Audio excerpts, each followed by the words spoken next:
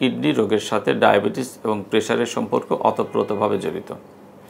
Diabetes এবং pressure থেকে যেমন কিডনি রোগে আক্রান্ত হতে পারে, তেমনি একজন ব্যক্তি কিডনি রোগে আক্রান্ত হওয়ার পরে নতুন করে ডায়াবেটিস এবং প্রেশার আক্রান্ত হতে পারে। পৃথিবীতে যতজন মানুষ ডায়াবেটিস আক্রান্ত হন তার মধ্যে সবচেয়ে বড় কারণ হচ্ছে ডায়াবেটিস মেলিটাস। বলা হয়ে থাকে প্রতি 3 জন ডায়াবেটিস রোগীর একজন কিডনি রোগে আক্রান্ত হন, এবং যারা কিডনি রোগে আক্রান্ত হয়ে ডায়ালিসিস পান তার 70 থেকে 80% থাকে ডায়াবেটিস রোগী। সুতরাং ডায়াবেটিসের সাথে কিডনি রোগের সম্পর্ক কত গুরুত্বপূর্ণ এটা বোঝা গেল। 2 নম্বর কথা হচ্ছে হাইপারটেনশন।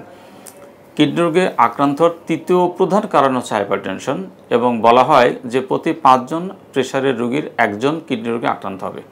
অর্থাৎ যদি ধরেন 100 জন রোগীর মধ্যে প্রেশারের রোগীর মধ্যে 20 জন রোগী কিডনি রোগে আক্রান্ত হবে। এটিও একটা বড় কারণ। আরেকটা ব্যাপার হচ্ছে কিডনি রোগে আক্রান্ত হওয়ার পরেও কিডনি রোগের কারণে হাইপারটেনশন ডেভেলপ করতে পারে। অর্থাৎ প্রেশারের কারণে যেমন কিডনির সমস্যা হতে পারে, তেমনি কিডনির সমস্যা হলেও তার পরবর্তীতে প্রেশার হওয়ার সম্ভাবনা থাকে খুব বেশি।